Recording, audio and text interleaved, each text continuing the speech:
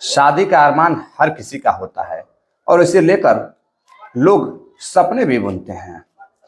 अक्सर उनके सपने सच भी होते हैं, लेकिन शादी के बाद की जो दुनिया होती है वह बेहद ही शानदार और शतरंगी लगने लगती है।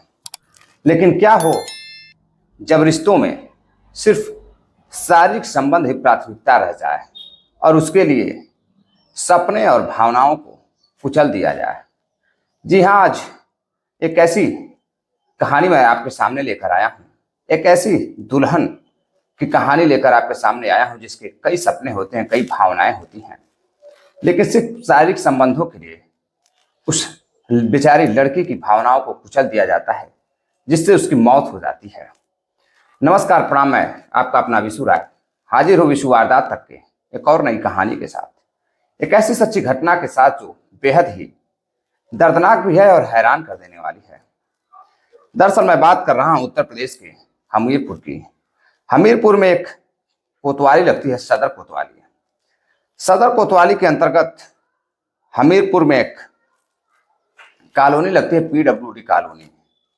पीडब्ल्यूडी कॉलोनी में एक लड़का रहता है जिसका नाम अमिल रहता है। अमिल का एक और भी नाम रहता है नितिल। नितिल बेहद ही स्मार्ट, सुंदर और पढ़ा लिखा रहता है। जब वह 12वीं पास करता है तो अपने माता पिता से कहता है कि माँ, मुझे इंजीनियर बनना है। मेरा सपना है कि मैं इंजीनियर बनकर अच्छा खासा पैसा कमाऊं। अब माता पिता कुछ पैसे खर्च करते हैं और बेटे को दिल्ली भेज देते हैं। नितिन अब दिल्ली जाता है। दिल्ली जाकर इंजीनियरिंग की पढ़ाई करने लगता है, साथ में वह गेट की तैयारी भी करने लगता है। अब जब वह इंजीनियरिंग की पढ़ाई करने लगता है, इसी बीच नितिन की एक लड़की से दोस्ती हो जाती है। लड़की का नाम नेहा रहता है। नेहा उसकी बैचमेट रहती है। काफी देखने में सुंदर नेहा भी रहती है और साथ में बैचमेट भी रहती है। अब दोनों की एक दूसरे से दोस्ती हो जाती है। दोस्ती धीरे धीरे बातचीत करते करते दोनों की दोस्ती प्यार में बदल जाती है। जब दोस्ती प्यार में बदल जाती है, अब दोनों एक दूसरे से मिलने जुलने लगते हैं। जब भी कॉलेज से बाहर जाते तो दोनों एक दूसरे के साथ कभी रेस्टोरेंट तो कभी पार्कों में जाकर घुमा करते थे। अब दोनों की जो चाहत थी धीरे धीरे बढ़ने लगती है। अब धीरे धीरे समय बीतता जाता है। इंजीनियरिंग की पढ़ाई दोनों की कंप्लीट हो जाती है। अब लड़की जो नेहा रहती है वो अपने घर चली जाती है। जो लड़का नितिन रहता है वह भी अपने घर चला आता है। कुछ दिनों बाद वह दिल्ली अपना सर्टिफिकेट लेने के लिए जाता है। वहां नेहा भी आती है। दोनों की बातचीत होती है तो पता चलता है कि नेहा की शादी उसके माता पिता कहीं फिक्स कर दिया है। अब नितिन को बुरा लगता है और नितिन बड़ा उदास होता है। नितिन उस नेहा से कहता है कि अगर तुम अपने माता पिता से बात करो तो मैं तुमसे शादी करने के लिए तैयार हूँ। लेकिन अब वह अलग कास्ट की रहती है, ये अलग कास्ट का रहता है। नेहा अपने घर वालों से बातचीत की रहती है, लेकिन उनके माता पिता नहीं मानते हैं। तो नेहा अपने माता पिता के अरमानों के लिए, शान स्वाभिमान के लिए अपने माता पिता की बात को रखते हुए जहां उसके माता पिता शादी करते हैं वहां शादी करने के लिए तैयार हो जाती है। वही नितिन अब सर्टिफिकेट वगैरह लेकर अपने घर आता है। कुछ दिनों बाद वो एक कंपनी में अप्लाई करता है। जब वह कंपनी में अप्लाई करता है तो अब कंपनी में उसकी जॉब लग जाती है और अच्छा खासा पैसा कमाने लगता है। अब कुछ साल बीतते हैं। उसके बाद घर वाले, उसके माता पिता नितिन के परेशान होने लगते हैं। परेशान इसलिए होने लगते हैं कि अब लड़का पढ़ लिख कर नौकरी कर रहा है, अच्छा खासा पैसा कमा रहा है, सेटल हो चुका है। तो अब उन्हें भी जरूरत थी एक बहू की और नितिन को जरूरत थी एक पत्नी की। अब इसी बीच नितिन के माता पिता इधर उधर रिश्तेदारियों में, दोस्तों के पास बातचीत करने लगते हैं। कई रिश्ते आते हैं, लेकिन उन्हें रिश्ते पसंद नहीं आ रहे थे। किसी में लड़की में कुछ कमी थी तो किसी में दहेज में कमी थी। तभी एक बिचौलिया रहता है, वह नितिन के माता पिता से मिलता है और कहता है, मैं एक ऐसे परिवार को जानता हूँ, थोड़ा सा दूर तो है लेकिन ऐसे परिवार को जानता हूँ जो बेहद ही पैसे वाले भी हैं और पढ़े लिखे लोग हैं। लड़की भी बेहद सुंदर है, सुशील है और मेहनती लड़की है। आपके परिवार को वह जब आएगी तो खुश रखेगी, संभाल लेगी। अब बातचीत आगे बढ़ती है। जो नितिन रहता है उसका जो मुख्य घर होता है, जिसे कहते हैं कि अपना गांव जिसे बोलते हैं, जो उसका मूल घर रहता है वह जालौन का रहने वाला होता है। अब जालौन में उसके बाबा दादी रहते थे। जालौन में एक व्यक्ति ऐसा भी रहता है जो जब बातचीत होती है तो वह बताता है कि मैं उस परिवार को जानता हूं, परिवार बेहद अच्छा है। दरअसल लड़की कानपुर की रहने वाली होती है। पता चलता है कि नहीं, लड़की बहुत अच्छी है, शादी कर लेनी चाहिए, परिवार भी अच्छा है। जब अगुआ कहता है कि सब कुछ अच्छा है और गांव का एक व्यक्ति भी जो बुजुर्ग रहता है वह कहता है कि नहीं, शादी अच्छी है, मैं जानता हूं। जांच पड़ताल करने के बाद दोनों की शादी फिक्स होती है। जो नितिल रहता है और लड़की जो रहती है उसका नाम प्रिया रहता है। प्रिया और नितिल की शादी फिक्स हो जाती है। अब नितिल को भी बताया जाता है कि तुम्हारे लिए एक लड़की हमने देखी है, बहुत ही अच्छी है। आज शाम को उसका फोटो आएगा तो मैं तुम्हारे व्हाट्सएप पर सेंड करूंगी, तुम भी देखकर बताना। अब जब शाम को लड़की वाले अपना फोटो लड़की का भेजते हैं तो उसका जो एक छोटा भाई भी रहता है वह लड़के नितिल के व्हाट्सएप पर फोटो भेजता है। जब फोटो भेजता है और नितिल को इंतजार रहता है अपने होने वाली जीवन संगनी का चेहरा देखने के लिए, लड़की देखने के लिए। अब रात करीब 8 बजे उसके फोन पर फोटोज जाती है। जब फोटो जाती है और नितिल फोटो खोलकर देखता है तो बेहद खुश हो जाता है। लड़की को देखते ही वह एक नजरों में ही लड़की को पसंद कर लेता है और अपने भाई को फोन कर कहता है कि मुझे लड़की पसंद है, तुम लोगों को लड़की कैसी लगी। लड़का बोलता है भैया लड़की तो अच्छी है, पढ़ी लिखी और सुंदर भी है और ऐसी ही लड़की घर में चाहिए। अब बात दहेज की आती है। जब दहेज की बात आती है तो जो लड़के के पिता रहते हैं, नितिल के पिता रहते हैं, माँ रहती हैं, दोनों बातचीत करते हैं। अच्छा खासा दहेज भी मिलता है। लड़का इंजीनियर रहता है। भला आजकल लोगों को नौकरी कहाँ मिल रही है, और जिसको मिल भी रही है वह दहेज के लोभी रहते हैं। अब वो अच्छा खासा दहेज लेते हैं। लड़की की शादी 4 फरवरी को फिक्स कर दी जाती है, यानी कि पिछला जो 4 फरवरी रहता है। अब नितिल आता है, लड़की से भी मिलता है। मिलने के बाद दोनों एक दूसरे से मिलते हैं, बातचीत करते हैं, दोनों एक दूसरे को पसंद करते हैं। पसंद करने के बाद अब कुछ ही महीने बचे थे शादी को। अब 4 फरवरी को बारात जानी रहती है। इधर नितिल के परिवार वाले शादी की तैयारी कर रहे थे। सारे रिश्तेदार, नात रिश्तेदार, दोस्त सभी आ चुके थे। कुछ उसके इंजीनियर साथी भी आए हुए थे। उधर कानपुर में जो लड़की का भाई रहता है वह भी अपनी बहन की शादी में जुटा हुआ था। उसके भी रिश्तेदार आ चुके थे। सब कुछ सही चल रहा था, बारात की तैयारी हो रही थी। अब 4 फरवरी शादी का दिन, बारात तैयार होती है और बैंड बाजे के साथ बारात कानपुर नेहा के घर पहुंचती है। अब सभी जो घर आती रहते हैं, लड़की वाले रहते हैं, दूल्हे को देखने के लिए बेकरार रहते हैं। सारे रिश्तेदार घर के बाहर ऊपर नीचे खड़े रहते हैं।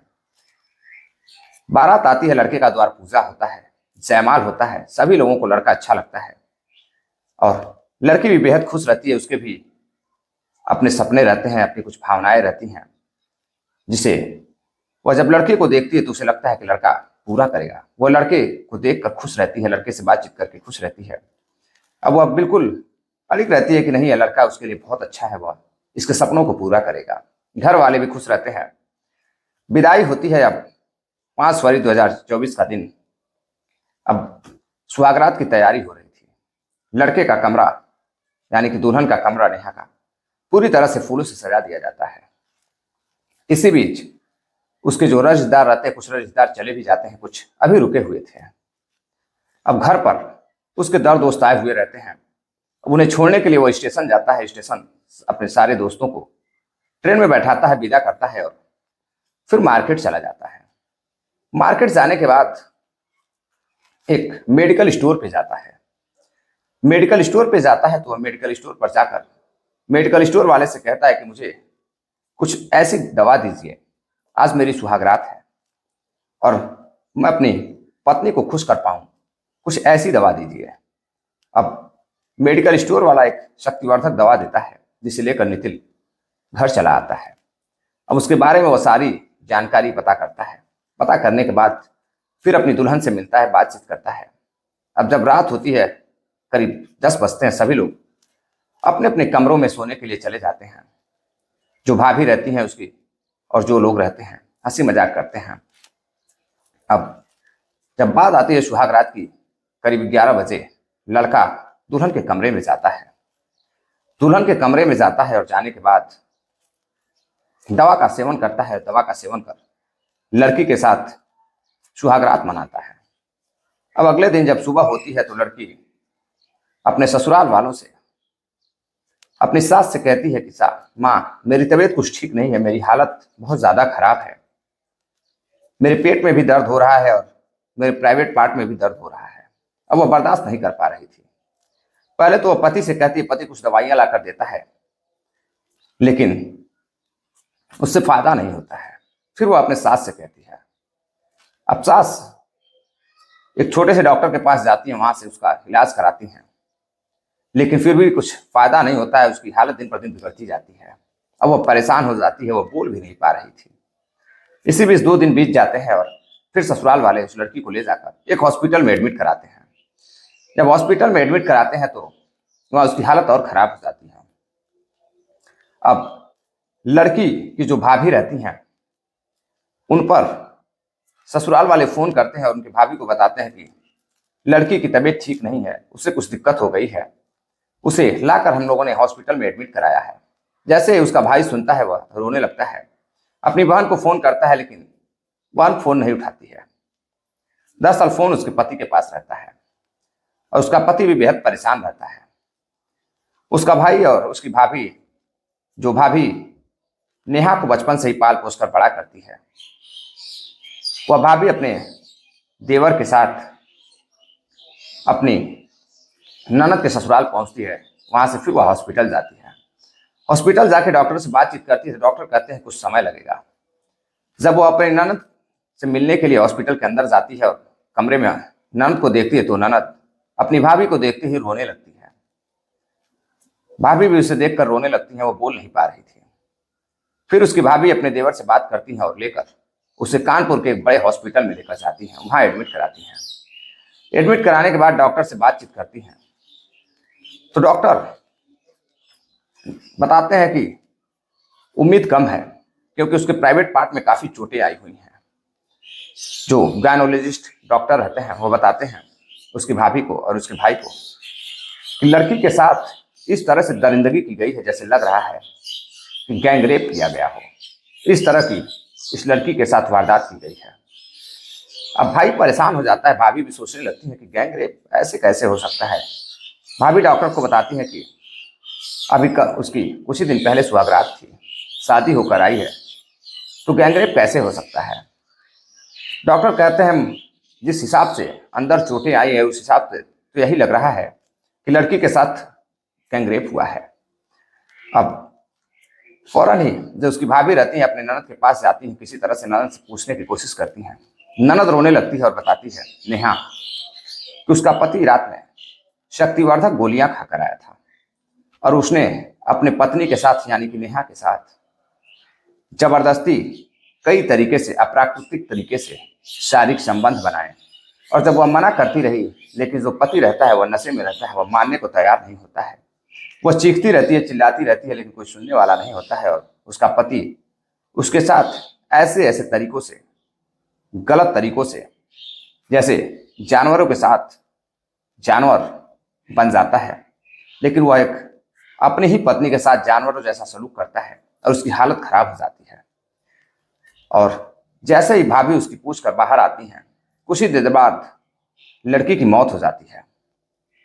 अब डॉक्टर चेक कर बताते हैं कि लड़की की मौत हो चुकी है और वो इस दुनिया में नहीं रही। वैसे उसकी भाभी रोने लगती है, चिल्लाने लगती हैं। भाभी नहीं बल्कि वह एक माँ थी जिसने उसको पाल पोस कर बड़ा किया था, बचपन से उसे वह जानती थी। जो भाई रहता है वो अभी परेशान हो जाता है। परेशान होकर अब पुलिस को फोन करता है। फौरन पुलिस पहुंचती है और मौका वारदात पर डॉक्टर से पूछताछ करती है तो डॉक्टर बताते हैं कि ऐसा लग रहा है कि उसके साथ गैंगरेप किया गया हो, इस तरह की हरकत की गई हो और उसके अंदरूनी पार्ट में, प्राइवेट पार्ट में काफी गहरे घाव के निशान हैं, चोटें आई हुई हैं। इस वजह से उसकी मृत्यु हो चुकी है। अब पुलिस बॉडी को लेकर पोस्टमार्टम के लिए भेज देती है। पोस्टमार्टम रिपोर्ट आती है तो उसके साथ अप्राकृतिक तरीके से सेक्सुअल संबंध बनाए गए थे। कई ऐसी चोटें भी आई थी जिसे वह बर्दाश्त नहीं कर पा रही थी।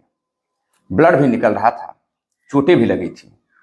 अब पोस्टमार्टम रिपोर्ट को देखते हुए यौन शोषण, अप्राकृतिक तरीके से शोषण करने के जुर्म में लड़के को, यानी कि दूल्हे को, जिसकी बारात कुछ दिन पहले आई थी, पत्नी के साथ अपने वो सुहागरात मना रहा था, गलत दवाओं का सेवन कर उसे गिरफ्तार करती है और गिरफ्तार कर कई संगीन धाराओं में उसे जेल भेज देती है। अब जब जेल भेज देती है तो यह बात मीडिया के माध्यम से लोगों तक पहुंचती है, सोशल मीडिया के माध्यम से, न्यूज मीडिया के माध्यम से। गांव वाले भी जब इस खबर को सुनते हैं तो हैरान रहते हैं कि कैसा दरिंदा था, कैसा राक्षस था, अपनी ही पत्नी के साथ इस तरह की दरिंदगी किया है कि उसने अपनी पत्नी की मौत ले ली, उसकी जिंदगी ही ले ली। अब सभी लोग तरह तरह की बातें करते हैं, चर्चाओं का माहौल गर्म रहता है। लेकिन एक भाभी और एक भाई अपनी बहन और अपनी ननद की लाश को लेकर जाते हैं घर पर और वही उसका अंतिम संस्कार करते हैं। दरअसल साथियों, इस कहानी को सुनाने का उद्देश्य आपको जागरूक करना है, सावधान करना है, किसी को हैरान करना या परेशान करना नहीं है। अक्सर कर लोगों के कहने पर या किसी की बातें सुनकर गलत दवाओं के प्रयोग से लोग मानसिक रोगी भी हो जाते हैं और तरह तरह की बीमारियां भी होती हैं। लोगों को जरूरत है सावधान रहने की, समझदार बनने की। चलते चलते कुछ साथियों ने कमेंट किया है जिनके नाम है शमीर खान हैं, प्रदीप कुमार हैं, AK अग्नोत्री हैं, डॉक्टर साहब प्रयागराज से हैं, सतीश गुप्ता जी हैं, फैजल खान हैं, सोहन लाल सेठिया हैं, बीवर राजस्थान से। आप सभी साथी जो इतना प्यार सपोर्ट देते हैं, उम्मीद है आज की भी यह कहानी आपको पसंद आई हो। अगर कहानी अच्छी लगी हो तो कहानी पर आप अपना कमेंट कर राय भी जरूर दीजिएगा और ज़्यादा से ज़्यादा वीडियो को शेयर कीजिएगा ताकि ज़्यादा से ज़्यादा लोग इस कहानी से सीख ले सकें। मिलते हैं एक और नई कहानी के साथ, तब तक के लिए आप सभी साथी इजाज़त दीजिए। जय हिंद, नमस्कार।